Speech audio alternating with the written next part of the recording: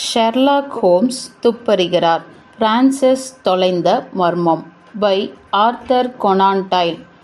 எனது புதை மிதியடிகளையே கூர்ந்து கவனித்த வண்ணம் ஷெர்லாக் ஹோம்ஸ் கேட்டார். ஏன் துருக்கியை சார்ந்தது? நான் தற்சமயம் மரத்தடியால் அண்டக் கொடுக்கப்பட்ட ஒரு நாற்காலியின் மேல் சாய்ந்திருந்தேன். துருத்திக் கொண்டிருந்த எனது கால்கள் எப்பொழுதும் ஓடிக்கொண்டே இருக்கும். அவரது கவனத்தை ஈர்த்திருக்க வேண்டும். சற்றே ஆச்சரியத்துடன் பதிலளித்தேன். இங்கிலாந்து என்று. ஆக்ஸ்போர்ட் தெருவில் உள்ள லேடிமரில் வாங்கினேன். ஹோம்ஸ் பொறுமையில்லாமல் புன்னகைத்தார். குளியல் என்றார் அவர். அந்த குளியல் நம் உள்ளூர் தயாரிப்பு உற்சாகமடைய வைக்கும். அதை விடுத்து அது ஏன் தளர வைக்கும் விலை உயர்ந்த துருக்கி குளியல்? கடந்த சில நாட்களாக எனது கால் முட்டி வலித்து கொண்டே இருந்தது. மேலும் மிகவும் வயதானது போல் ஒரு எண்ணம்.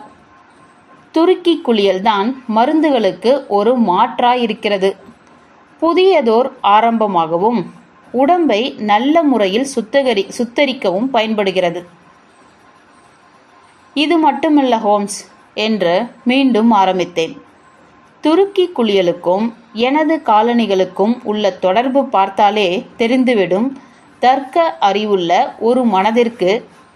இருந்தாலும் நீங்கள் அதை குறிப்பிட்டு சொன்னதும் எனக்கு மகிழ்ச்சியே.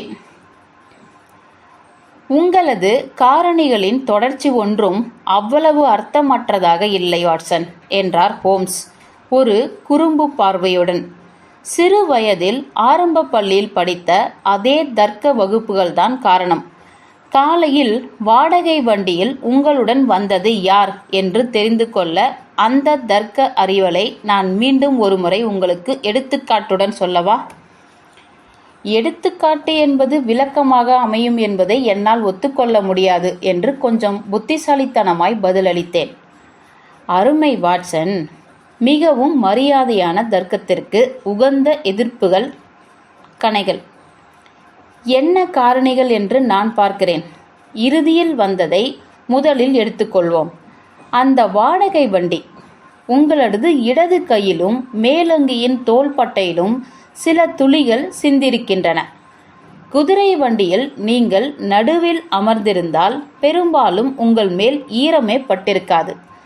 பட்டிருந்தாலும் ஒன்று போல இருக்கும். அதனால் நிச்சயம் நீங்கள் ஓரத்தில்தான் அமர்ந்திருக்க வேண்டும். அதனால் உங்களுடன் ஒருவர் பயணித்திருக்க வேண்டும். அதுவும் வெகு எளிதாக தெரிவது. சாதாரணமாக அனைவருக்கும் தெரிந்ததுதான் இல்லையா? ஆனால் புதை மிதியடிகளுக்கும் குளியலுக்கும் அதேபோல் சிறு பிள்ளைத்தனமானதுதான். நீங்கள் புதை மிதியடியை ஒரு பக்கமா ஏற்றி அணியும் பழக்கமுடையவர். அதேபோல் அந்த சந்தர்ப்பத்திலும் அணிந்திருக்கிறீர்கள். மேலும் விலாவரியான இரட்டை முடிச்சு கொண்ட கழுத்துப்பட்டையும் அணிந்திருக்கிறீர்கள். அது உங்களது இயல்பு கிடையாது. அதனால் யாரோ உங்களுக்கு உதவி செய்திருக்கிறார்கள். யாரது? மிதியடி தயாரிப்பாளர் அல்லது அந்த குளியல் அறையில் உதவி செய்யும் வேலைக்கார சிறுவன். மிதியடி தயாரிப்பாளராய் இருக்க வாய்ப்பில்லை. ஏனெனில் உங்கள் காலணிகள் கிட்டத்தட்ட புதிது போலவே இருக்கின்றன. அதனால் மீதி இருப்பது என்ன? குளியல்தான். முட்டாள்தனமானது இல்லையா? இவ்வளவு இருந்தாலும் அந்த துருக்கி குளியலுக்கும் ஒரு காரணம் இருக்கிறது. என்னது? உங்களுக்கு ஒரு மாற்றம் வேண்டிதான் அதை செய்ததாக சொன்னீர்கள் அல்லவா? அதனால் நீங்கள் ஒன்று எடுத்துக்கொள்ளுங்கள் என்று பரிந்துரைக்கிறேன். லாசான் எப்படி இருக்கும் என்று நினைக்கிறீர்கள் எனதருமை வாட்சன்? முதல் வகுப்பு பயணச்சீட்டுகள் அனைத்து விதமான செலவுகளுக்கும் ஏற்கப்படும் அரசனை போல். அருமை. ஆனால் ஏன்? ஹோம்ஸ் தனது சாய்வு நாற்காலியில் அமர்ந்து சட்டை பையிலிருந்து குறிப்பேடு ஒன்றை எடுத்தார். உலகில் ஒரு அபாயமான கூட்டம் என்றால் என்று ஆரம்பித்தார். அது நாடோடியாய் திரியும் உறவுகளே இல்லாத பெண்களாகத்தான் இருக்க முடியும். அவள் யாருக்கும் தொந்தரவு செய்யாதவள், அனைவருக்கும் உதவியாய் இருப்பவள். ஆனால் மற்றவர்களிடம் குற்றங்களை தூண்டுவதற்கு முன்னோடியாய் இருப்பவள். அவளுக்கு ஆதரவில்லை. ஒரு நாடோடி. ஒரு நாட்டிலிருந்து இன்னொரு நாட்டிற்கு, ஒரு விடுதியிலிருந்து மற்றொரு விடுதிக்கும் செல்லும் அளவு வசதி படைத்தவள்தான். தெளிவற்ற ஓய்வூதியங்களுக்கும் வாடகை விடுதிகளின் புதிர் நிறைந்த வழித்தடங்களுக்குள் தொலைந்து போனவள். நரிகள் சூழ்ந்த உலகத்தில் தனியே மாட்டிக்கொண்ட ஒரு கோழி குஞ்சு அவள். அவளை விழுங்கும்போது நிச்சயம் தெரிந்துவிடும், ஏதோ ஒரு ஆபத்து பிரான்சஸ் என்ற பெண்ணுக்கு நேர்ந்துவிட்டது என்று என் மனம் பதைபதைக்கிறது. பொதுவான விளக்கத்தில் இருந்து நேரடியாக விஷயத்திற்கு வந்தவுடன் என் மனம் கொஞ்சம் நிம்மதியடைந்தது. ஹோம்ஸ் தனது குறிப்பேட்டை பார்த்தபடி இருந்தார். பிரான்சிஸ் என்று மீண்டும் தொடர்ந்தார். காலம் சென்ற ரூப்டன் கோமானின் குடும்பத்தில் உயிருடன் இருக்கும் கடைசி பெண். குடும்ப சொத்து முழுவதும் ஆண் வாரிசுகளுக்கு சென்றுவிட்டது என்று உங்களுக்கு நினைவிருக்கும். அவளுக்கு சிறிது சொத்துக்கள் மட்டுமே கிடைத்தன. குறிப்பிடத்தக்க பழைய எஸ்பானிய வெள்ளி நகைகள் மற்றும் அருமையாக வெட்டப்பட்ட வைரங்களும் அவளிடம் இருந்தன. அவைகள் மேல் அவளுக்கு அளவு கடந்த ஆசை, மிகவும் அளவு கடந்தது. ஏனெனில் அதை அவள் தனது வங்கியில் கூட வைக்கவில்லை, எப்பொழுதும் தன்னுடனே வைத்திருந்தாள். பாவம், அவள் அழகானவள், இன்னும் இளமையானவள், நடுத்தர வயதில் இருப்பவள். கடந்த 20 ஆண்டுகளாக கவனிப்பாரற்று இருக்கிறாள், ஏதோ ஒரு மாற்றத்தினால். பின் என்னாச்சு அவளுக்கு? என்னாச்சு அவளுக்கு? உயிரோடு இருக்கிறாளா இல்லையா, அது நமது பிரச்சனை. மிக துல்லியமான பழக்கங்கள் கொண்டவள் அந்த பெண். 4 ஆண்டுகளாக ஒவ்வொரு 2வது வாரமும் தவறாமல் தனது பழைய ஆளுநர் செல்வி டாப்னி அவர்களுக்கு கடிதம் எழுதி வந்திருக்கிறாள். அந்த பெண் பணியில் இருந்து ஓய்வு பெற்று பல ஆண்டுகள் ஆகிவிட்டன. கேம்பர்வெல்லில் அவர்கள் வசிக்கிறார்கள். அந்த டாப்னி என்ற பெண்தான் என்னை தொடர்பு கொண்டு செய்தி சொன்னது. கிட்டத்தட்ட 5 வாரங்களாகிவிட்டன. எந்த செய்தியும் இல்லாமல் கடைசியாக வந்த கடிதம் லசானில் உள்ள நேஷனல் விடுதியில் இருந்து அனுப்பப்பட்டது. அந்த விடுதியில் இருந்து கிளம்பியிருக்கிறாள். ஆனால் எந்தவித முகவரியும் கொடுத்து செல்லவில்லை. அவளது குடும்பத்தினர் மிகுந்த வருத்தத்தில் உள்ளனர். அவர்கள் மிகவும் செல்வந்தர்களாக இருப்பதால் இந்த வழக்கை நாம் முடித்து கொடுத்தால் பணத்திற்கு குறைவிருக்காது. செல்வி டாப்னி மட்டும்தான் நமக்கு இருக்கும் ஒரே ஆதாரமா? நிச்சயம் வேறு சில தொடர்புகளும் இருக்கலாமே. இன்னொரு தொடர்பும் இருக்கிறது, நிச்சயம் பயனுள்ளதாக இருக்கும் வாட்சன். அது அவளது வங்கி. தனியான பெண்களும் வாழ வேண்டுமே. அவர்களது வங்கி கணக்கு புத்தகம் குறுக்கப்பட்ட நாட்குறிப்பே ஆகும். அவளது வங்கியின் பெயர் சில்வெஸ்டர். நான் வங்கி கணக்கை பார்த்துவிட்டேன். அவளது இறுதி செலவுக்கு முன் லாசனில் ஒரு கடைக்கு காசோலை அனுப்பியிருக்கிறாள். அது கொஞ்சம் பெரிய அளவுதான். அதுபோக அவளிடம் கையில் பணம் ரொக்கமாக இருந்திருக்கிறது. அதன் பின் ஒரே ஒரு காசோலை தான் எடுக்கப்பட்டிருக்கிறது. யாருக்கு, எங்கிருந்து எடுக்கப்பட்டது? செல்வி மேரி ட்வைன் என்பவருக்கு. எங்கிருந்து என்பதற்கு எந்தவித குறிப்புகளும் இல்லை. போன்பெல்லியரிலிருந்து உள்ள கிரெடிட் லியோனாய் என்ற இடத்திலிருந்து ரொக்கமாக்கப்பட்டது. 3 வாரங்களுக்கு முன்னால். அது 50 பவுண்டுகள் மதிப்புள்ளது. யார் அந்த மேரி ட்வைன்? அதையும் நான் கண்டுபிடித்து விட்டேன். பிரான்சஸ் அவர்களிடம் உதவியாய் இருந்த வேலைக்கார பெண் அவள். ஏன் அவளுக்கு இந்த பணம் கொடுக்கப்பட்டது என்பது தெரியவில்லை. உங்களது ஆய்வுகளில் எல்லாவித உண்மைகளுக்கும் புலப்பட்டுவிடும் என்று எனக்கு முழு நம்பிக்கை இருக்கிறது. எனது ஆய்வுகள்? உடல்நலம் பெற வேண்டி லாசன் செல்லும் பயணம். வயதான ஆபிரிகாம் தனது உயிர் பற்றிய பயங்கர அபாயத்தில் இருப்பதால் நான் லண்டனை விட்டு நகர முடியாது. இருந்தபோதும் பொதுவாகவே நான் நாட்டை விட்டு செல்ல முடியாது. நான் இல்லாமல் ஸ்காட்லாந்து ஹார்ட்டுக்கு தனிமையில் இருப்பது போன்ற உணர்வு வந்துவிடும். அது இங்கிருக்கும் குற்றவாளிகளுக்கு அசாதாரணமான உவகையை கொடுத்துவிடும். அதனால் நீங்களே செல்லுங்கள் எனதருமை வாட்சன். எனது தாழ்மையான கருத்துக்கள் மிகவும் சல்லிசான விலையான ஒரு சொல்லுக்கு 2 பெண்களின் வீதம் கிடைக்குமானால் உங்களது அழைப்புக்கு இரவும் பகலும் கான்டினென்டல் தந்தி அலுவலகத்தில் எதிர்பார்த்து காத்து கொண்டிருப்பேன். 2 நாட்கள் கழித்து நான் லாசனில் உள்ள பெரிய விடுதிக்கு சென்றேன். அங்கிருந்து விடுதி மேலாளர் திரு மோசர் அவர்கள் என்னை மிகுந்த மரியாதையுடன் நடத்தினார். பிரான்செஸ் அங்கு பல வாரங்கள் தங்கியிருந்ததாக தெரிவித்தார். அவளை சந்தித்த மனிதர்கள் அனைவருக்கும் பிடிக்கும் வண்ணம் நடந்து கொண்டாள். அவளுக்கு வயது 40க்கு மேல் இருக்காது. அவள் இன்னும் அழகாகவே இருந்தாள். இளைய வயதில் பேரழகியாக இருந்திருப்பாள் என்பதற்கு அடையாளங்கள் இன்னும் மிச்சம் இருக்கவே செய்தன. மோசருக்கு அவளிடம் இருந்த விலையுயர்ந்த நகைகள் பற்றி தெரியவில்லை. ஆனால் அங்கு வேலை செய்த பணியாளர்கள் அவளது அறையில் இருந்த பெரிய கனமான இரும்பு பெட்டி மிகுந்த கவனத்துடன் பூட்டி வைக்கப்பட்டிருக்கும் என்று தெரிவித்தார்கள். மேரி ட்வைன் அவளது மனைவி போல் அங்கு அவ்வளவு செல்வாக்கு பெற்றிருந்தாள். சொல்லப்போனால் அவள் அங்கிருந்த தலைமை பரிமாறும் பணியாளருக்கு நிச்சயம் செய்யப்பட்டிருந்தாள். அதனால் அவளது முகவரியை பெறுவதில் எந்தவித சிரமமும் இல்லை. அது 11 ரூ டி த்ராக்கன், மோண்ட்பெல்லியர். இதையெல்லாம் எழுதி வைத்து கொண்டேன். ஹோம்ஸ் நிச்சயம் இதையெல்லாம் எளிதாக செய்து முடித்திருப்பார் என்று எண்ணிக்கொண்டேன். ஒரே ஒரு மூலை மட்டுமே இருள் மண்டி கிடந்தது. எத்தனையோ வெளிச்சம் பாய்ச்சியும் அவள் ஏன் சட்டென்று அங்கிருந்து கிளம்பினாள் என்பதற்கான காரணம் மட்டும் விளங்கவே இல்லை. லாசனில் அவள் மகிழ்ச்சியாகவே இருந்திருக்கிறாள். ஏரியை பார்த்திருக்கும் அவளது ஆடம்பரமான அறையில் அந்த பருவத்தில் அங்கேயே ஆனந்தமாக கழிக்க வேண்டும் என்று அவள் நினைத்திருக்கக்கூடும் என்று நினைப்பதற்கு அனைத்து விதமான காரணங்களும் இருந்தன.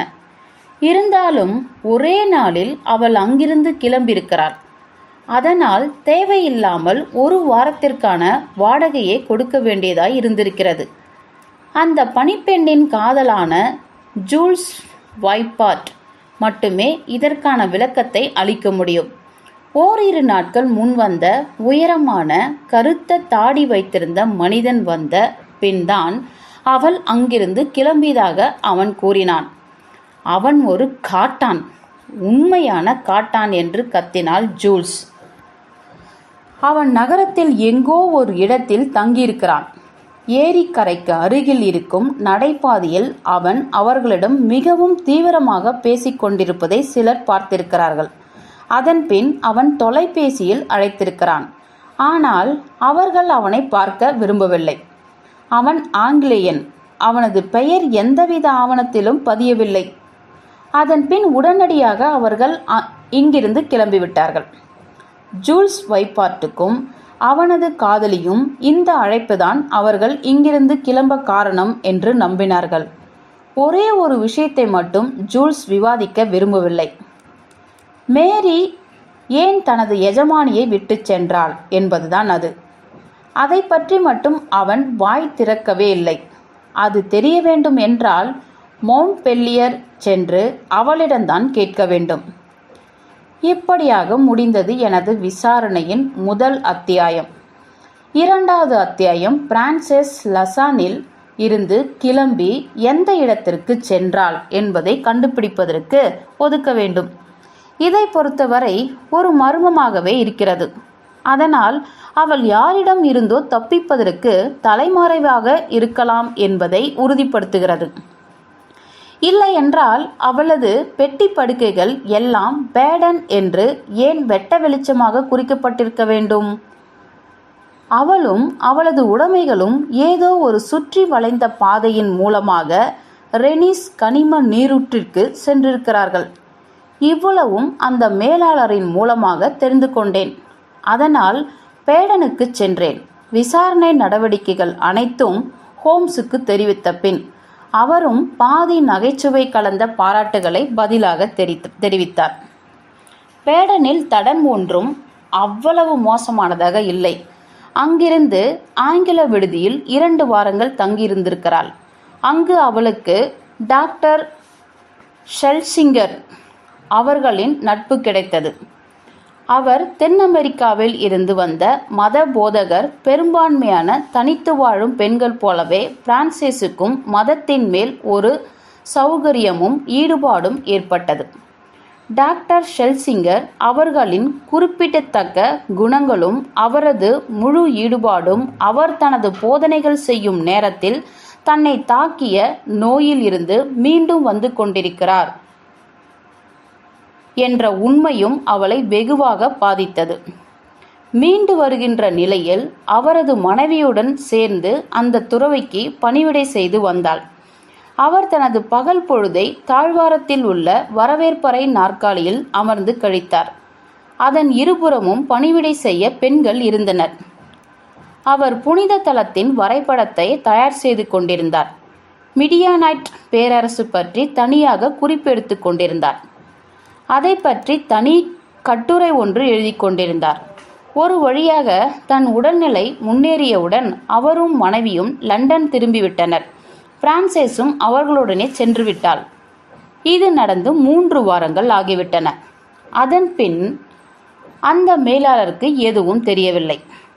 பணிப்பெண்ணை பொறுத்தவரை அதற்கு சில நாட்களுக்கு முன்பே கண்ணீரோடு கிளம்பிவிட்டிருக்கிறாள். மற்ற பணிப்பெண்களிடம்தான் நிரந்தரமாக வேலை விட்டு செல்வதாக சொல்லிவிட்டு சென்றிருக்கிறார். டாக்டர் ஷெல்சிங்கர் அனைத்து செலவுகளுக்கும் தானே பணத்தை செலவிட்டிருக்கிறார். பிரான்சிஸ் பற்றிய விசாரணையுடன் வந்தது நீங்கள் மட்டுமல்ல என்று முடிவாக தெரிவித்தார் அந்த உரிமையாளர். 1 வாரத்திற்கு முன் இன்னொருவனும் இங்கு வந்து விசாரித்து சென்றான். பெயர் எதுவும் அவர் சொன்னாரா என்று கேட்டேன். இல்லை, அவர் ஒரு ஆங்கிலேயர். கொஞ்சம் வித்தியாசமாக இருந்தான். ஒரு காட்டானா என்றேன் நான். எனக்கு கிடைத்த தகவலின்படி அதேதான். மிகவும் பொருத்தமான சொல். பருத்த தாடி வைத்த, வெயிலால் கருத்த உடல் கொண்டவன். அவனை பார்த்தால் உழவர் விடுதியில் தங்குபவன் போலதான் தெரிந்தான். ஆடம்பரமான விடுதிக்கும் அவனுக்கும் சம்பந்தமே இல்லை. கடுமையான கோபக்கார மனிதன். அவனிடம் யாரும் விளையாட முடியாது. மர்மம் கொஞ்சம் கொஞ்சமாக விலகத் துவங்கியது. பனிமூட்டம் விலகிய பின் தெரியும் உருவங்கள் போல். இங்கு ஒரு பணிவான நல்ல பெண் இருக்கிறாள். அவளை ஒவ்வொரு இடமாக துரத்தி கொண்டு கெட்ட சிந்தனை கொண்ட ஒருவன் விடாபடியாக தொடர்ந்து கொண்டிருக்கிறான். அவனைக் கண்டு அவளுக்கு அச்சம். இல்லையெனில் அவள் லாசானை விட்டு சென்றிருக்க வேணும். இருந்தும் அவளை தொடர்ந்திருக்கிறான். என்றாவது ஒரு நாள் நிச்சயம் பிடித்து விடுவான். ஒருவேளை ஏற்கனவே பிடித்து விட்டானோ? அதனால்தான் அவன் இன்னும் அமைதியாய் இருக்கிறாளோ? அவளுக்கு உறுதுணையாயிருந்த நல்ல மனிதர்கள் யாரும் அவனது மிரட்டல்கள் மற்றும் கொடூர செயல்களிலிருந்து காக்கவில்லையோ? இவ்வளவு நீண்ட துருத்தல்களுக்கு பின்னால் எந்தவிதமான கொடூர சிந்தனை, கெட்ட திட்டங்கள் இருக்கின்றனவோ? இதுதான் நான் கண்டுபிடிக்க வேண்டிய மர்மம். எவ்வளவு விரைவாகவும் முடிவாகவும் நான் இந்த பிரச்சனையின் வேரை கண்டுபிடித்து விட்டேன் என்று ஹோம்ஸுக்கு நான் தந்தி அனுப்பினேன். அதற்கு பதிலாக டாக்டர் ஷெல்சிங்கர் அவர்களின் இடது காது எப்படி இருக்கும் என்று விளக்கம் கேட்டு அனுப்பினார். ஹோம்ஸின் நகைச்சுவை வினோதமாகவும் சில சமயம் புண்படுத்துவது போலும் இருக்கும். அதனால் அவரது தேவையில்லாத நகைச்சுவையை நான் கண்டுகொள்ளவில்லை. இருந்தாலும் அவர் தந்தி வந்து சேரும் முன் நான் கிட்டத்தட்ட மோன்பெல்லியர் வந்து சேர்ந்து விட்டேன். பணிப்பெண் மேரியை தேடி. அந்த முன்னாள் பணிப்பெண்ணை கண்டுபிடிப்பதிலும் அவள் சொன்ன அனைத்தையும் புரிந்து கொள்ளவும் எனக்கு எந்தவித சிரமமும் இல்லை. அவள் மிகுந்த ஈடுபாடு கொண்டவள். அவள் தனது எஜமானியை விட்டு சென்ற காரணம் அவள் பாதுகாப்பான இடத்தில் இருக்கிறாள் என்று முழுமையாக நம்பியதால்தான். மேலும் தனது திருமணமும் நிச்சயிக்கப்பட்டு விட்டதால் வேறு வழியில்லாமல் பிரிய நேரிட்டது. பேடனில் இருக்கும்போது அவளது எஜமானி அவள் மேல் கொஞ்சம் கோபத்தில்தான் இருந்தாள். ஒரு முறை தனது நேர்மையை சந்தேகிக்கிறாள் என்றும் கேட்டதனால் பிரிவும் மிகவும் எளிதாகிவிட்டது. பிரான்சிஸ் அவளது திருமண பரிசாக 50 பவுண்டுகள் கொடுத்திருக்கிறாள். என்னைப் போலவே மேரியும் தனது எஜமானியை லசானில் இருந்து துரத்திய அந்த தாடிக்கார மனிதனை மிகுந்த அவநம்பிக்கையோடுதான் பார்த்திருக்கிறாள். ஏரிக்கரையின் அருகிலுள்ள நடைபாதையில் பட்டப்பகலில் அந்த மனிதன் மிகவும் பலவந்தமாக தனது எஜமானியின் மணிக்கட்டை பிடித்து முறுக்குவதை தனது கண்களாலேயே கண்டிருக்கிறாள். அவன் ஒரு கடுமையான மோசமான ஆள்தான். அதனால் ஷெல்சிங்கரிடம் லண்டன் கிளம்பியது அவளை பொறுத்தவரையில் அபாய கட்டத்தை தாண்டியது போலதான் உணர்ந்திருக்கிறாள். மேரியிடம் அவள் இதை பற்றி விவாதித்தது கிடையாது. இருந்தாலும் தன் எஜமானி எப்பொழுதும் கொஞ்சம் பயத்துடனே வாழ்வது போன்றே சில அறிகுறிகள் தென்பட்டதாக தெரிவித்தாள் மேரி. அதுவரை பேசிக்கொண்டிருந்தவள் சட்டென்று தனது நாற்காலியிலிருந்து எழுந்து நின்றாள். அவளது முக அதிர்ச்சியிலும் ஆச்சரியத்திலும் துடித்தது. "அங்கே பாருங்கள்" என்று கத்தினாள். "அந்த அயோக்கியன் இன்னும் தொடர்கிறான். இவனை பற்றிதான் இவ்வளவு நேரம் பேசிக்கொண்டிருந்தேன்." வரவேற்பறையின் திறந்திருந்த சாளர கதவின் வழியாக ஒரு பெரிய பருத்த தாடிக்கார மனிதன் தெரு நடுவில் மெதுவாக நடந்து வந்து கொண்டிருந்தான். ஒவ்வொரு வீட்டின் கதவு எண்ணையும் உன்னிப்பாக கவனித்து கொண்டே சென்றான். இவனும் என்னைப் போலவே அந்த பணிப்பெண்ணை தொடர்ந்து வந்து கொண்டிருக்கிறான் என்பது தெளிவாக தெரிந்தது. நிலைமையின் தீவிரத்தை உணர்ந்த நான் சட்டென்று அவனிடம் ஓடிச் சென்றேன். "நீ ஒரு ஆங்கிலேயன் தானே?" என்றேன். "அதனால் என்ன?" என்று ஒரு மிகப்பெரிய போக்கிரியை போல குறைத்தான். "உனது பெயர் என்னவென்று நான் தெரிந்து கொள்ளலாமா?" "இல்லை, அதிலெல்லாம் உனக்கு தேவையில்லை" என்று முடிவாக சொன்னான். சூழ்நிலை கொஞ்சம் சரியில்லை. இருந்தாலும் நேரடியாக இறங்குவதுதான் இப்பொழுது சிறந்தது. "பிரான்சஸ் எங்கே?" என்று கேட்டேன். அவன் என்னை ஆச்சரியமாக பார்த்தான். "அவளை என்ன செய்தாய்? ஏன் அவளை பின்தொடர்ந்து சென்றாய்? உண்மை சொல்" என்றேன் நான். அவன் கோபத்தில் கத்திக்கொண்டே என் மீது புலி போல பாய்ந்தான். நான் பலவிதமான சண்டைகளை பார்த்தவன். ஆனால் இவனது பிடி இரும்பு கோபம் பிசாசு போலவும் இருந்தது. அவனது கை என் கழுத்தில் இருந்தது. என் உணர்ச்சிகள் கொஞ்சம் கொஞ்சமாக மங்கத் தொடங்கின. அப்பொழுது திடீரென்று எதிர்ப்புறத்தில் இருந்த மதுக்கடை வாசலில் இருந்த நீல நிற சட்டை அணிந்திருந்த ஒரு பிரெஞ்சு காவலாளி தன் கட்டையுடன் வந்து என்னை பிடித்து கொண்டிருந்தவன் மணிக்கட்டில் ஓங்கி அடித்தார். அதனால் அவன் தன் பிடியை சட்டென்று விட்டுவிட்டான்.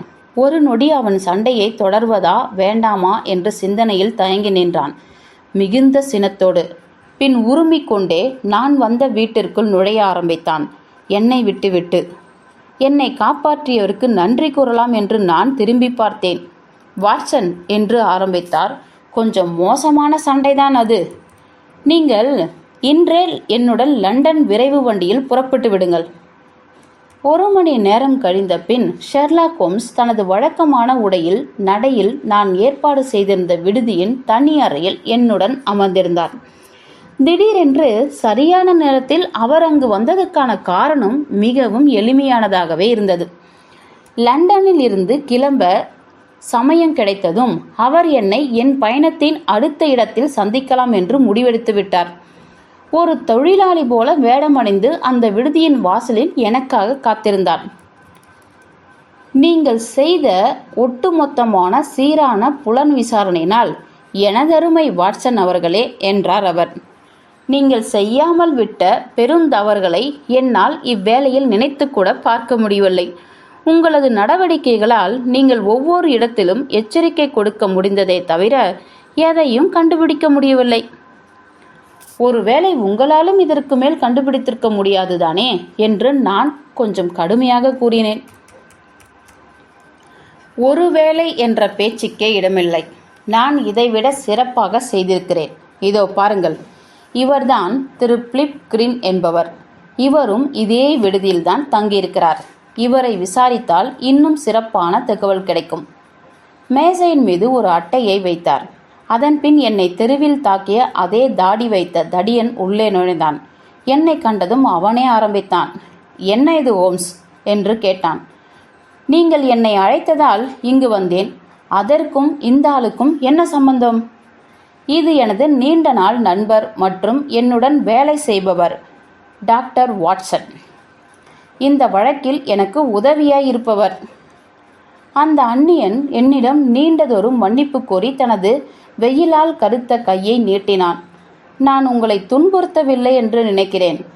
நீங்கள் நான் தான் அவளை காயப்படுத்தி விட்டேன் என்று பழி சுமத்தியதும் என்னால் என்னை கட்டுப்படுத்தவே முடியவில்லை. சொல்லப்போனால் நான் கொஞ்சம் பொறுப்பில்லாமல் நடந்து கொண்டேன். சில நாட்களாய் என்னுடைய நரம்புகள் மின்சார கம்பிகள் போல் இருக்கின்றன. ஆனால் இந்த விஷயம் என் கட்டுப்பாட்டில் இல்லை. எனக்கு என்ன தெரிய வேண்டும் என்றால், திரு ஹோம்ஸ், உங்களுக்கு எப்படி நான் ஒருவன் இந்த உலகத்தில் இருக்கிறேன் என்று தெரிந்தது? நான் திருமதி டாப்டினியுடன் தொடர்பில் இருக்கிறேன். பிரான்சஸின் ஆளுநர். ஹோ, சூசன் டாப்னியா. பெரிய தொப்பி அணிந்த வயதான பெண்மணி. எனக்கு நன்றாக ஞாபகம் இருக்கிறது. அவர்களுக்கு உங்களை நன்றாக ஞாபகம் இருக்கிறது. நீங்கள் தென்னாப்பிரிக்காவிற்கு செல்லும் முன் நடந்த விஷயங்கள். ஹா, அப்படியென்றால் உங்களுக்கு என்னை பற்றி முழு கதையும் தெரியும். உங்களிடம் எதையும் மறைக்க வேண்டிய தேவையில்லை. நான் உங்களிடம் உறுதியாய் கூறுகிறேன் திரு ஹோம்ஸ், என்னைப் போல் முழு மனதுடன் அவளை காதலித்தவன் இந்த உலகில் வேறு யாரும் இருக்க முடியாது. நான் கட்டுக்கடங்காத காளையாய் இருந்தேன். என் வயதொத்தவர்கள் போல் அவ்வளவு மோசம் இல்லை என்பது உண்மை. ஆனால் அவளது மனம் வெண்பனி போல் தூய்மையானது. சிறு கடுமையை கூட அவளால் தாங்க முடியாது. அதனால் நான் செய்த விஷயங்கள் பற்றி அவள் காதுகளுக்கு சென்றதும் அவளுக்கு பேசுவதற்கே முடியவில்லை. இருந்தும் அவள் என்னை காதலித்தாள். அதுதான் நிச்சயம். அதுதான் அதிசயம். எனக்காகவே திருமணம் செய்யாமல் தன் வாழ்நாள் முழுவதும் காத்திருந்தாள். ஆண்டுகள் பல உருண்டோடிய பின் பார்படனில் நானும் கொஞ்சம் பணம் சம்பாதித்தவுடன் அவளை அழைத்து சமாதானம் செய்யலாம் என்று நினைத்தேன். அவள் இன்னும் திருமணம் செய்து கொள்ளவில்லை என்றே கேள்விப்பட்டேன். அவளை லசானில் பார்த்தேன். என்னால் இயன்ற வரை முயற்சி செய்தேன். அவள் மிகவும் பலவீனமாக இருந்தாள். ஆனால் அவளது மனம் உறுதியாக இருந்தது. அடுத்த முறை நான் தொலைபேசியில் அவளை தொடர்பு கொண்ட போது நகரத்தை விட்டு சென்று விட்டாள் என்ற தகவல் கிடைத்தது. பேடன் வரையில் பின்பற்றி சென்றேன். பின் அவளது பணிப்பெண் இங்கு இருக்கிறாள் என்ற தகவல் கிடைத்தது. நான் ஒரு கரடுமுரடான மனிதன்தான். கரடுமுரடான வாழ்க்கையில் இருந்தே வந்திருக்கிறேன் வாட்சன். அதேபோல் என்னிடம் பேசிய போது ஒரு நொடி என்னை நான் மறந்துவிட்டேன். தயவு செய்து கூறுங்கள், பிரான்சிஸுக்கு என்ன ஆயிற்று? நாங்கள் தான் அதை கண்டுபிடிக்க வேண்டும் என்று வினோதமாக முகத்தை இறுக்கமாக வைத்துக்கொண்டு சொன்னார். உங்களது லண்டன் முகவரி என்ன திரு கிரி? லென்காம் விடுதியில் தங்கியிருக்கேன். அப்படியென்றால் ஒன்று செய்யுங்கள், உடனே அங்கு செல்லுங்கள். தேவைப்பட்டால் நான் உங்களை தொடர்பு கொள்ள வசதியாக இருக்கும். உங்களுக்கு தேவையில்லாமல் நம்பிக்கை கொடுக்க நான் விரும்பவில்லை. ஆனால் பிரான்சிஸின் பாதுகாப்புக்கு என்ன செய்ய வேண்டுமோ அதை நாங்கள் நிச்சயம் செய்வோம் என்று மட்டும் என்னால் சொல்ல முடியும். இது என்னுடைய தொடர்பு அட்டை. தேவைப்படும் போது உங்களுக்கு பயன்படும். பின் வாட்சன், இப்பொழுது நீங்கள் உங்களது பெட்டியை தயார் செய்தால் நான் திருமதி ஹாட்சன் அவர்களுக்கு தந்தி அனுப்பி நாளை காலையில் 2 பசித்த பயணியர்களுக்கு அவர்களால் முடிந்த ஏற்பாடுகளை செய்யலாம். பேக்கர் தெருவில் உள்ள எங்களது அறைகளை அடைந்தபோது அங்கே ஒரு தந்தி எங்களுக்காக காத்திருந்தது. அதை ஆச்சரியத்தோடு படித்துவிட்டு என்னிடம் தூக்கி எறிந்தார். துண்டிக்கப்பட்ட இல்லை, கிழிந்தது என்பதுதான் செய்தி. தந்தி வந்திருந்த இடம் பேடன். இது என்ன என்று நான் கேட்டேன். இதுதான் எல்லாமே என்று பதிலளித்தார் ஹோம்ஸ். இந்த மத போதகரின் இடது காது பற்றிய தேவையில்லாதது போன்ற ஒரு கேள்வி கேட்டு நான் அனுப்பியிருந்தேனே, ஞாபகம் இருக்கிறதா? நீங்கள் அதற்கு பதில் அனுப்பவில்லை. நான் பேடனை விட்டு அந்த நேரம் சென்று விட்டேன். அதனால் அது பற்றி விசாரிக்க எனக்கு நேரமில்லை. அதேதான். அதனால் அதே செய்தியை நான் அந்த ஆங்கில விடுதியின் மேலாளருக்கு அனுப்பினேன். அதற்கான பதில்தான் இது. இதிலிருந்து என்ன தெரிகிறது? என்ன தெரிகிறது என்றால், எனது அருமை வாட்சன் அவர்களே, நாம் மிகவும் அறிவாளியான ஒரு அபாயகரமான பேர்வழியை பற்றி சிந்தித்து கொண்டிருக்கிறோம். தென் அமெரிக்காவில் இருந்து வந்த மத போதகர், மதிப்பிற்குரிய டாக்டர் ஷில்சிங்கர், வேறு யாருமல்ல, அவர் புனித பீட்டர்ஸ் ஆஸ்திரேலியா உருவாக்கிய ஒரு மிக பெரும் அயோக்கியன். சமீப காலத்தில் உருவாகிய ஒரு இளம் நாட்டிற்கு இது ஒரு சாபக்கேடுதான். அவனது யுக்தி என்னவென்றால், தனியாக இருக்கும் இளம் பெண்களை மதம் என்ற போர்வையில் ஏமாற்றுவதுதான். அவனுக்கு அவனது ஆங்கிலேய மனைவி பெரேசரும் உடந்தை. அவனது சூழ்ச்சிகள் பற்றி ஏற்கனவே தெரிந்ததால் உடனே புரிந்துவிட்டது. மேலும் அவனது உடல் பற்றிய வினோதமான மர்மம் அவனது காதை முடித்திருத்தும் கடையில் ஒருவன் மோசமாக கடித்து குதறிவிட்டான். 89ஆம் ஆண்டு அடிலேட் ஊரில் நடந்த ஒரு சண்டையில் எனது சந்தேகத்தை இறுதியில் உறுதி செய்தது. இந்த பாவப்பட்ட பெண் அரக்கத்தனமான இருவரிடம் மாட்டிக்கொண்டாள். அவர்கள் எதற்கும் துணிந்தவர்கள் வாட்சன். அவள் ஏற்கனவே இறந்திருக்கலாம் என்பது சரியான யூகமாக இருக்கலாம். இல்லாவிட்டாலும் அவள் சிறைப்பட்டிருக்கலாம். அதனால் திருமதி டாப்னிகோக்கு அவர்களது மற்ற நண்பர்களுக்கோ கூட கடிதம் எழுத இயலவில்லை. அவள் லண்டனுக்கே வராமலும் இருக்கலாம், இல்லையேல் கடந்தும் சென்றிருக்கலாம். முதலில் சொன்னதற்கும் கூட வாய்ப்பில்லை. ஏனெனில் தங்களது பதிவு செய்யும் முறைகளினால் காவல்துறையிடம் இருந்து அயல் நாட்டவர்கள் எளிதாக தப்பித்து செல்ல முடியாது. இரண்டாவது சொன்னதும் நடக்க வாய்ப்பில்லை. ஏனென்றால் இந்த கயவர்கள் தங்களிடம் உள்ள கைதியை அடைத்து வைக்கவும் நல்ல இடம் ஒன்று கிடைக்கும் என்று நினைத்து பார்த்திருக்க முடியாது. என் மனதிற்கு என்ன தோன்றுகிறது என்றால், அவள் லண்டனில் தான் இருக்கிறாள். இப்பொழுது இருக்கும் சூழ்நிலையில் எங்கிருக்கிறாள் என்று நமக்கு சொல்ல இயலவில்லை. அதனால் நம்மால் செய்ய முடிந்ததை நாம் செய்வோம். நமது சாப்பாட்டை சாப்பிட்டு முடித்துவிட்டு அமைதியாக உறங்குவோம். மறுநாள் நான் நமது நண்பர் ஸ்காட்லாந்து யார்டில் உள்ள திரு லெஸ்டிராரிடம் ஒரு வார்த்தை பேசிவிட்டு வந்துவிடுகிறேன்.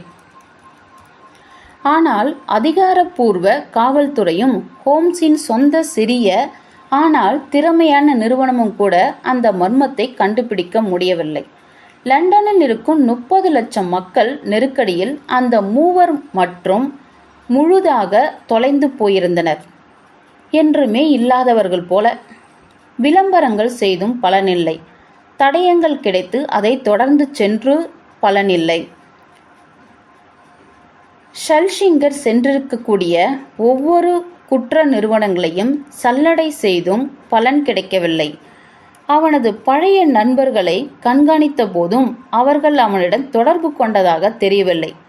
ஒரு வாரமாக தொடர்ந்த மர்மத்தின் முடிவில் சட்டென்று ஒரு நம்பிக்கை ஒளிப்பட்டது.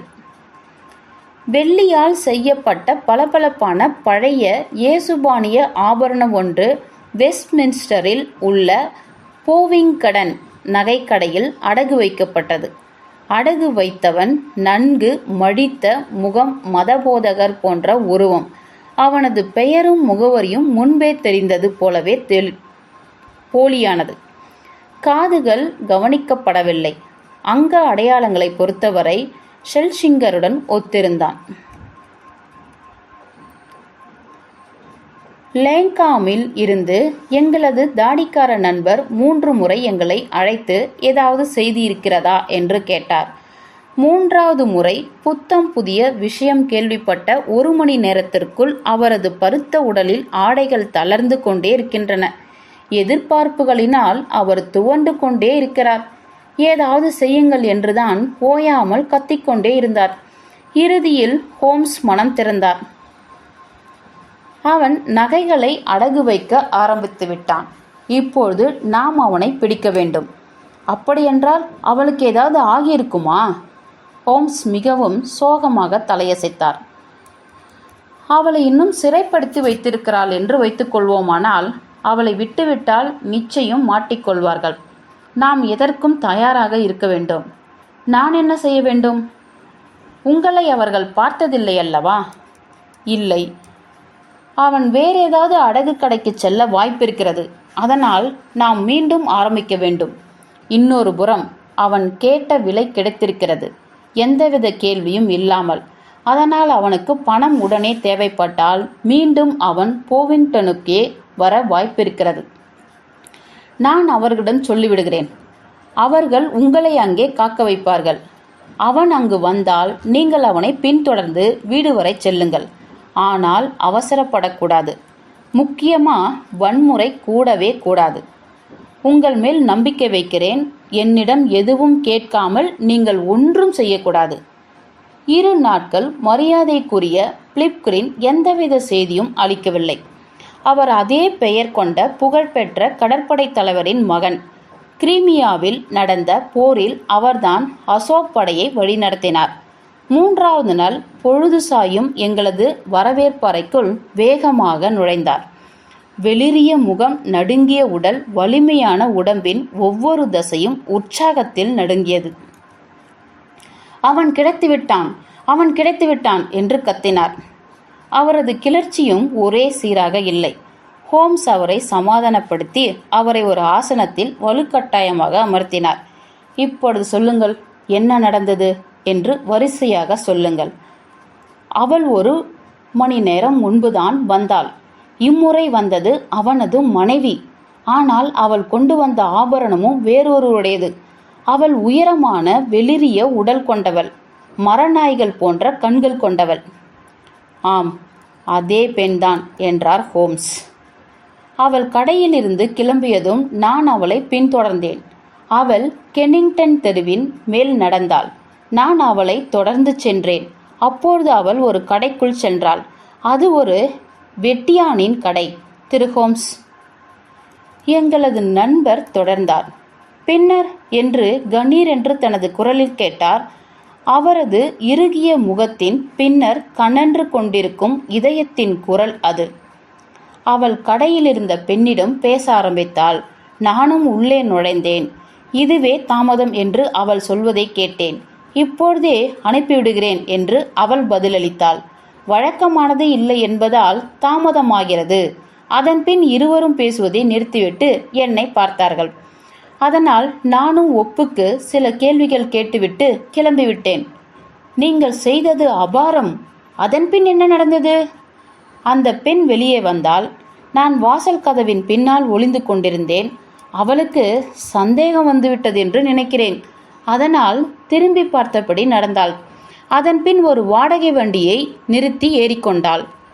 என் நல்ல நேரம் எனக்கும் ஒரு வண்டி கிடைத்தது. அதனால் அவளை பின்தொடர்ந்தேன். ஒரு வழியாக அவள் 36 போல்டனி சதுக்கம் பிரிக்ஸ்டனில் இறங்கினாள். நான் அவளை கடந்து சென்று ஒரு ஓரத்தில் நின்றேன். அதன்பின் அந்த வீட்டை கவனித்தேன். யாராவது இருந்தார்களா? கீழ்த்தளத்தில் உள்ள அறைகளை தவிர அனைத்தும் இருட்டாகவே இருந்தது. சாளர திரையும் மூடப்பட்டிருந்தது. அதனால் உள்ளே பார்க்க முடியவில்லை. அடுத்து என்ன செய்வது என்று புரியாமல் அங்கேயே நின்று கொண்டிருந்தேன். அப்பொழுது மூடப்பட்ட ஒரு கோச் வண்டி 2 ஆட்களுடன் வந்து நின்றது. அதிலிருந்து அவர்கள் இருவரும் இறங்கி ஏதோ ஒரு பொருளை எடுத்தார்கள். அதை தூக்கி கொண்டு நுழைவாயில் படியேறி கூடத்தின் கதவுகளுக்குள் நுழைந்து சென்றார்கள். திரு ஹோம்ஸ், அது சவப்பெட்டி. ஹா! அந்த ஒரு நொடியில் சட்டென்று உள்ளே நுழைந்து விடலாமா என்று யோசித்தேன். கதவுகள் திறந்து அவர்கள் இருவர் மற்றும் தூக்கி வந்த சுமையையும் உள்ளே விட்டன. அதே பெண்தான் கதவை திறந்து விட்டது. என்னை ஒரு நொடி பார்த்து விட்டாள். அவள் என்னை அடையாளம் கண்டுபிடித்து விட்டாள் என்று எண்ணுகிறேன். அவள் அவசரமாக கதவை சாத்திக் கொண்டாள். உங்களிடம் கொடுத்த வாக்கு நினைவுக்கு வந்ததால் இதோ உங்கள் முன் நிற்கிறேன். பிரமாதமான வேலை செய்திருக்கிறீர்கள் என்றார் ஹோம்ஸ். ஒரு காகிதத்தில் ஏதோ சிலவற்றை கிடைக்கினார். ஆணை பத்திரம் இல்லாமல் நாம் எதுவும் செய்ய முடியாது. அதனால் இந்த குறிப்பை காவல்துறையிடம் கொடுத்தாக வேண்டியதை கவனியுங்கள். சில தடங்கல்கள் வரலாம். ஆனால் ஆபரணங்கள் விற்ற அத்தாட்சியே போதுமானது. லெஸ்டராட் இதில் உள்ள விளக்கங்களை புரிந்து கொள்வார். ஆனால் அவர்கள் அவளை இந்நேரம் கொன்றிருக்கக்கூடும். சவப்பெட்டிக்கு அங்கு என்ன வேலை? அவளை தவிர வேறு யாருக்காக இருக்க முடியும்? நம்மால் முடிந்தவரை நாம் செய்வோம். திரு கிரீன் அவர்களே, ஒரு நொடியும் தாமதம் கூடாது. எங்களிடம் விட்டுவிடுங்கள்.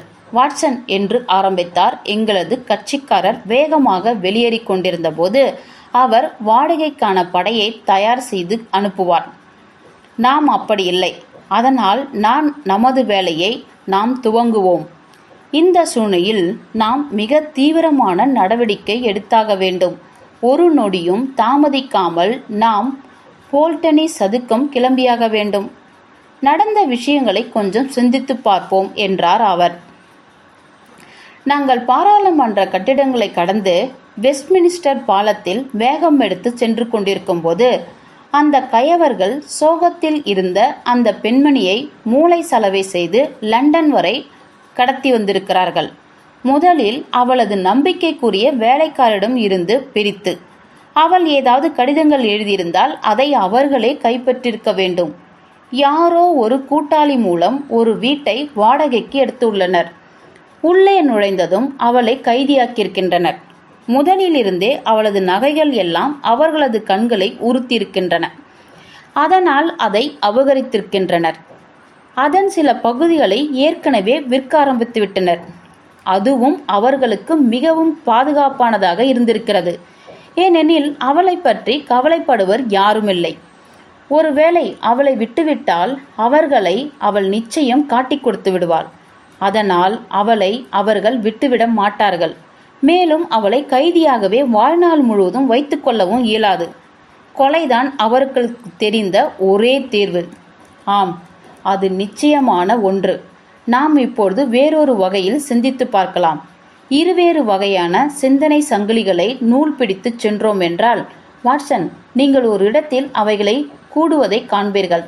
அதிலிருந்து உண்மைகளை ஒருவாறு கண்டுபிடித்து விடலாம். இப்பொழுது அந்த பெண்மணியை விட்டு விடுவோம். அந்த சவப்பெட்டியில் இருந்து தொடங்கி அப்படியே பின்னால் பயணிப்போம். அந்த சம்பவத்தில் இருந்து சந்தேகத்துக்கு இடாமல் அந்த பெண் இறந்துவிட்டாள் என்பது புலனாகிறது. அதுவும் அவர்கள் வழக்கமான நடைமுறையில் சவத்தை புதைக்க வழிவகை செய்து கொண்டிருக்கிறார்கள். தேவையான மருத்துவ சான்றிதழோடு அதிகாரப்பூர்வமாக அவள் கொலை செய்யப்பட்டிருந்தால் தோட்டத்தின் பின்புறம் அவசரமாக புதைத்திருப்பார்கள்.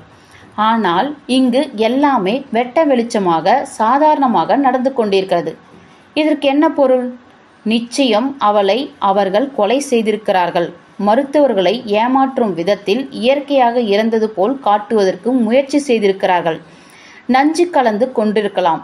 மருத்துவர் கூட்டாளியாய் இல்லாமல் இருந்திருந்தால் எப்படி அவரை அருகில் அனுமதித்திருப்பார்கள்? அதற்கும் வாய்ப்பிருக்கிறது. மருத்துவ சான்றிதழை போலியாக உருவாக்கியிருக்கலாமே. அபாயமானது வாட்சன், மிகவும் அபாயமானது இல்லை. அவர்கள் அதை எல்லாம் செய்திருப்பார்கள் என்று தோன்றவில்லை. வண்டியை நிறுத்துங்கள். ஓட்டுநர், இது வெட்டியானின் கடையாய் இருக்கும். ஏனெனில் அடகு கடையை இப்பொழுதுதான் தாண்டி சென்றோம். நீங்கள் உள்ளே போகிறீர்களா வாட்சன்? உங்கள் தோற்றம் நம்பிக்கையானது போல் தெரிகிறது. நாளை எத்தனை மணிக்கு போல்டனி சதுக்க இறுதி ஊர்வலம் நடைபெறுகிறது என்று விசாரிங்கள். கடையில் இருந்த பெண் காலை 8 மணிக்கு நடைபெறுவதாக எந்தவித தயக்கமும் இன்றி கூறினாள். பாருங்கள் வாட்சன், எந்தவித மர்மமும் இல்லை. எல்லாமே வெட்ட வெளிச்சமாய் இருக்கிறது. ஏதோ ஒரு வகையில் சட்டத்துக்கு தேவையான நடைமுறைகள் எல்லாம் கட்டுக்கோப்பாய் இருக்கின்றன. அதனால் பயமில்லை என்று அவர்கள் நினைக்கிறார்கள். நல்லது.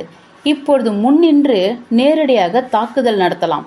உங்களிடம் ஆயுதம் இருக்கிறதா? எனது கம்பு இருக்கிறது. நிச்சயம் நமக்கு பாதுகாப்பானது தான். கடவுள் நல்லவர்கள் பக்கம் இருப்பார். காவல்துறை வரும் வரை நாம் காத்திருக்க முடியாது. மேலும் சட்டத்தின் 4 சுவர்களுக்குள்ளும் அடைந்து கிடக்கவும் இயலாது. வண்டியை எடுத்துக்கொண்டு நீங்கள் செல்லலாம் ஓட்டுநரே. நமது இருவரின் யோகம் எப்படி இருக்கிறது என்று சோதித்து பார்த்து விடலாம். கடந்த காலங்களில் சில சமயம் கை கொடுத்தது போல இப்பொழுதும் கொடுக்கலாம். போல்டனி சதுக்கத்தில் மையத்தில் இருந்த அந்த பெரிய இருண்ட வீட்டின் அழைப்பு மணியை வேகமாக அழுத்தினார் அவர். உடனே அது திறக்கப்பட்டது. விளக்கு வெளிச்சம் கம்மியாக இருந்த கூடாரத்தில் உயரமான ஒரு பெண்மணியின் தோற்றம் வெளிப்பட்டது. என்ன வேண்டும் உங்களுக்கு என்று எரிச்சலோடு கேட்டாள். அந்த இருட்டில் எங்களை கூர்ந்து நோக்கியவாறு. நான் டாக்டர் ஷில்சங்கரிடம் பேச வேண்டும் என்று சொன்னார் ஹோம்ஸ். அப்படி யாரும் இங்கில்லை என்று சொல்லிவிட்டு கதவை மூட முயற்சி செய்தாள். ஆனால் ஹோம்ஸ் தன் கால்களை வைத்து தடுத்து நிறுத்தினார். நான் இங்கு இருக்கும் ஆளை பார்க்க விரும்புகிறேன். அவர் பெயர் என்னவாக இருந்தாலும் சரி என்று உறுதியுடன் கூறினார் ஹோம்ஸ். அவள் தயங்கினாள். பின் அந்த கதவுகளை திறந்தாள். உள்ளே வாருங்கள் என்றாள். அவள் என் கணவர். இந்த உலகில் எந்தவிதமான மனிதர்களை சந்திக்கவும் தயங்கியதில்லை. கதவுகளை மூடிவிட்டு எங்களை கூடத்தின் வலதுபுறம் உள்ள வரவேற்பறையை நோக்கி கை காட்டினாள். திரு பீட்டர்ஸ் இன்னும் சற்று நேரத்தில் உங்களை சந்திப்பார் என்றாள். அவளது சொற்கள் உண்மை. நாங்கள் தூசு படிந்த அந்த பூச்சி சாப்பிட்ட வீட்டை சுற்றி நோட்டம் விட்டு கொண்டிருக்கும் வேளையில் கதவு திறந்தது. அங்கே நன்கு மழிக்கப்பட்ட முகம் கொண்ட ஒருவன் மெதுவாக உள்ளே நுழைந்து கொண்டிருந்தான். அவனுக்கு பெரிய சிவப்பான முகம் இருந்தது. கண்ண சதைகள் ஆடிக்கொண்டிருந்தன. பார்ப்பதற்கு நல்லவன் போல் தோன்றினாலும் கொடூரமான வாய் காட்டி கொடுத்து விட்டது. இங்கு ஏதோ தப்பு நடந்துவிட்டது என்று மென்மையாக எல்லாம் சரியாயிருக்கிறது என்பது போன்ற குரலில் கூறினான். உங்களுக்கு யாரோ தவறான தகவல் கொடுத்து விட்டார்கள். இதே தெருவில் இன்னும் கொஞ்சம் தூரம் சென்றீர்கள் என்றால் இது போதும். ஒரு நொடி கூட நாம் வீணடிக்க முடியாது என்று எனது நண்பர் உறுதியாக கூறினார். நீதான் அடிலேட்டில் இருந்து வந்த ஹென்றி பீட்டர்ஸ். தற்சமயம் பேடன் மற்றும் தென் அமெரிக்காவில் இருந்து வந்த டாக்டர் ஷெல்சிங்கர். எனது பெயர் ஷெர்லாக் ஹோம்ஸ். எவ்வளவு சரியோ அவ்வளவு நான் சொன்னதும் சரி. பீட்டர்ஸ் இனிமேல் அப்படியே அழைக்கலாம். தனது எதிராளியை மிகவும் உறுத்தலோடு பார்த்தான். உனது பெயர் என்னை ஒன்றும் பயமுறுத்தவில்லை திரு ஹோம்ஸ் என்றான் மிகவும் பொறுமையாக. ஒரு மனிதன் தெளிவான அறிவோடு இருக்கும்போது அவனை யாரும் ஒன்றும் செய்துவிட முடியாது. உனக்கு என் வீட்டில் என்ன வேலை? பேடனில் இருந்து உன்னுடன் வந்த பிரான்சஸ் என்ற பெண்ணை நீ என்ன செய்தாய் என்று எனக்கு தெரிந்தாக வேண்டும். அந்த பெண் எங்கிருக்கிறாள் என்று சொன்னால் எனக்கும் வசதியாக இருக்கும் என்று பீட்டர்ஸ் நிதானமாக சொன்னான். அவள் எனக்கு 400 பவுண்டுகள் தர வேண்டும். அவள் கொடுத்த சில ஆபரணங்களை அடகுக்காரன் ஏறெடுத்தும் பார்க்கவில்லை. அவள் திருமதி பீட்டர்ஸ் மற்றும் என்னுடன் பேடனில் இருக்கும் நெருக்கம் காட்டினாள். அந்த இடத்தில் வேறொரு பெயரை நான் பயன்படுத்தியது உண்மைதான். நாங்கள் லண்டன் வரும் வரை அவள் எங்களுடன் ஒட்டிக்கொண்டாள். நான் அவளுக்கு பயணச்சீட்டு மற்றும் செலவுகள் செய்து கூட்டி வந்தேன். லண்டன் வந்த பிறகு அவள் எங்களை விட்டு சென்றாள். அவளது இந்த பழைய நகைகளை கொடுத்து விட்டு சென்றாள், செலவு கணக்காக. நீங்கள் அவளை கண்டுபிடித்தால் சொல்லுங்கள், நானே வசூலித்துக் கொள்கிறேன். நானும் அவளை கண்டுபிடிக்கத்தான் விரும்புகிறேன் என்றார் ஹோம்ஸ். நான் இந்த வீட்டை சுற்றி சோதனை செய்யத்தான் போகிறேன், அவளை கண்டுபிடிக்கும் வரை. எங்கே உங்களது ஆணைப்பத்திரம்? ஹோம்ஸ் தனது பையில் இருந்த ஒரு கைத்துப்பாக்கியை எடுத்தார். சரியான ஒன்று வரும் வரை இதுவே போதும் என்று நினைக்கிறேன். ஏன், நீங்கள் சாதாரண திருடர்கள் தானா? அப்படியும் சொல்லலாம் என்று மகிழ்ச்சியாக சொன்னார் ஹோம்ஸ். எனது நண்பனும் கொடூரமான போக்கிரிதான். நாங்கள் இருவரும் உனது வீட்டை சுற்றி பார்க்கப் போகிறோம். எங்கள் எதிராளி கதவை திறந்தான்.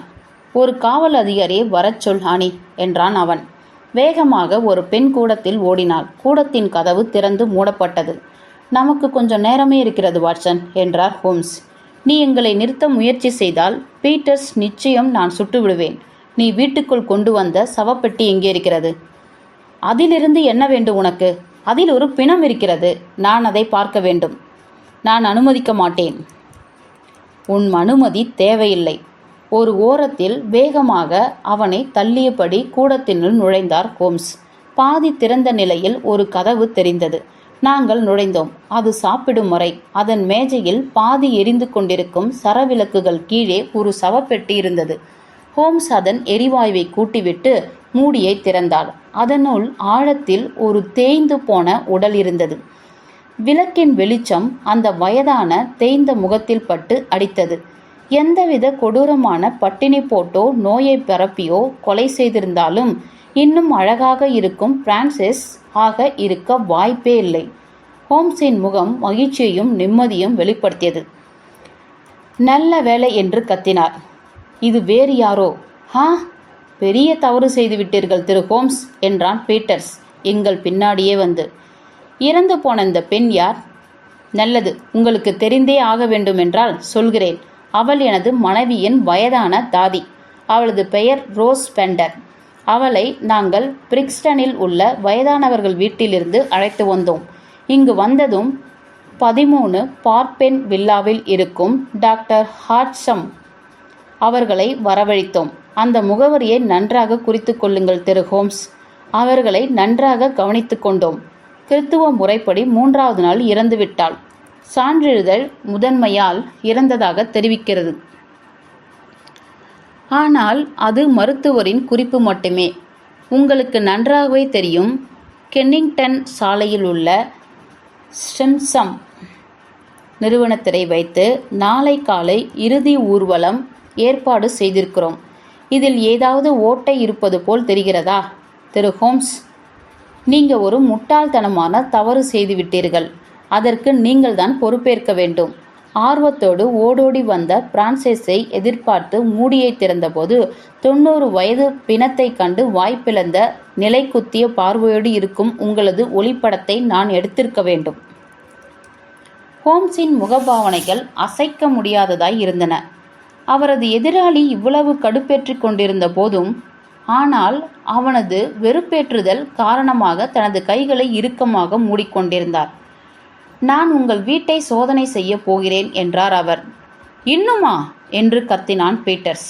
நடைபாதையில் ஒரு பெண் மற்றும் வேறு பல கனமான சத்தங்களும் கேட்க ஆரம்பித்தன. அதையும் பார்க்கலாம். இந்த பக்கமாக வாருங்கள் அதிகாரி அவர்களே. இந்த இருவரும் என் வீட்டினுள் அனுமதி இல்லாமல் நுழைந்து விட்டார்கள். அவர்களை என்னால் விரட்ட முடியவில்லை. நீங்கள் தான் உதவ வேண்டும். இரு காவலர் கதவருகில் நின்றனர். ஹோம்ஸ் தனது அட்டையை எடுத்து நீட்டினார். இதுதான் எனது பெயர், முகவரி. இது எனது நண்பர் வாட்சன். நல்லது, உங்களை எங்களுக்கு நன்றாகவே தெரியும். ஆனால் ஆணை பத்திரம் இல்லாமல் நீங்கள் இங்கு இருக்க முடியாது. ஆம், நிச்சயம், அது எனக்கு நன்றாக தெரியும். அவனை கைது செய்யுங்கள் என்று கத்தினான் பீட்டர்ஸ். இவர் தேவை என்றாலும் என்ன செய்ய வேண்டும் என்று எனக்கு தெரியும் என்று அந்த காவலர் தோரணையோடு கூறினார். ஆனால் நீங்கள் உடனே செல்ல வேண்டும் திரு ஹோம்ஸ். ஆம் வாட்சன், நாம் செல்லலாம். ஒரு நிமிடம் கழித்து நாங்கள் மீண்டும் தெருவில் இருந்தோம். ஹோம்ஸ் எப்பொழுதும் போல் நிதானமாக இருந்தார். ஆனால் எனக்குள் அவமானத்தால் கோபம் கொப்பளித்தது. காவலர் ஒருவர் எங்களை பின்தொடர்ந்தார். மன்னியுங்கள் திரு ஹோம்ஸ், அதுதான் சட்டம். அதேதான், மாற்றிச் செய்ய இயலாதல்லவா?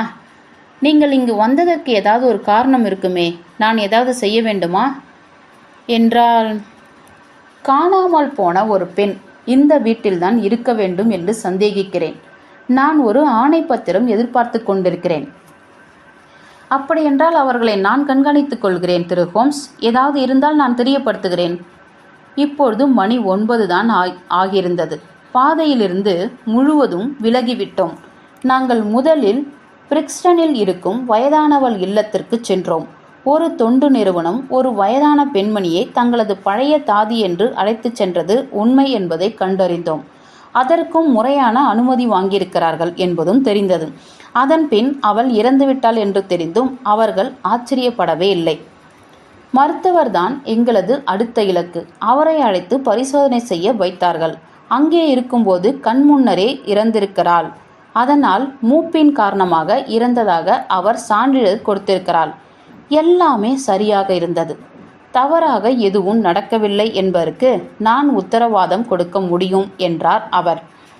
அந்த வீட்டில் சந்தேகிக்கப்படும்படி எதுவும் நடக்கவில்லை. அவர்களின் தரத்திற்கு ஒரு வேலைக்காரன் கூட இல்லை என்பது தவிர இதற்கு மேல் ஒரு வார்த்தை சொல்லவில்லை அந்த மருத்துவர். ஒரு வழியாக நாங்கள் ஸ்காட்லாந்து யார்டை அடைந்தோம்.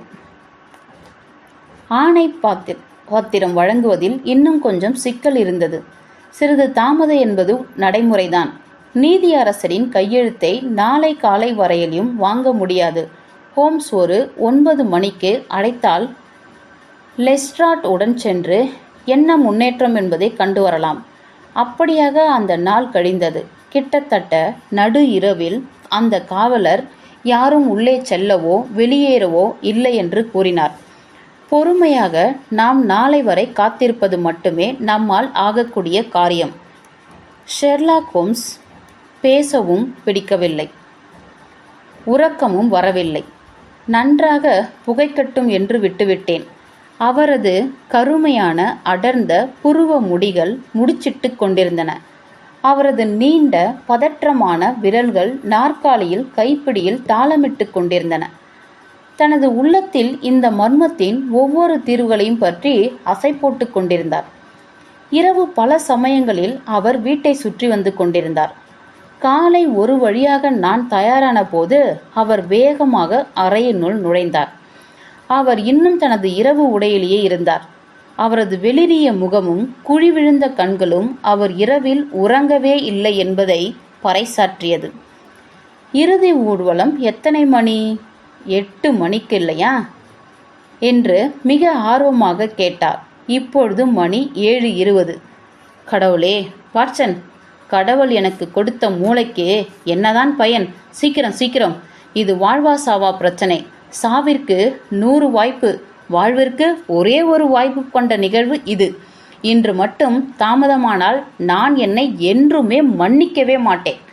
5 நிமிடம் கூட ஆகவில்லை. அதற்குள் நாங்கள் பேக்கர் தெருவில் குதிரை வண்டியில் சிட்டாய் பறந்து கொண்டிருந்தோம். நாங்கள் பெரிய மணிக்கூண்டை தாண்டும் போதே 25 நிமிடங்களே இருந்தன. பிரிக்ஸ்டன் தெருவில் நுழையும் போது சரியாக 8 அடித்துவிட்டது. ஆனால் ஏனையோரும் எங்களைப் போலவே தாமதமாகவே வந்திருந்தனர். 10 நிமிடங்கள் கழித்தும் பாடை வீட்டு கதவின் அருகிலேயே நின்று கொண்டிருந்தது. எங்களது நுரை தள்ளிய குதிரை நின்றபோது 3 பேர் தூக்கிச் சென்ற சவப்பெட்டி அருகில் தெரிந்தது. ஹோம்ஸ் வேகமாக சென்று அதனை மறித்தார். உள்ளே கொண்டு செல்லுங்கள் என்று கத்தினார். முன்னால் நின்றிருந்தவனின் மார்பில் கையை வைத்து உடனே உள்ளே எடுத்துச் செல்லுங்கள். என்ன மயிருக்கு அப்படி செய்யணும் என்று அவன் பதிலுக்கு கத்தினான். நான் மீண்டும் கேட்கிறேன், உன்னிடம் ஆணை பத்திரம் எங்கே இருக்கிறது என்று கோபமாக பீட்டர்ஸ் மீண்டும் கேட்டான். அவனது சிவந்த முகம் சவப்பெட்டியின் மறுமுனையில் தெரிந்தது. ஆணை பத்திரம் வந்து கொண்டிருக்கிறது. சவப்பெட்டி அது வரும் வரை வீட்டினுள் இருக்கட்டும்.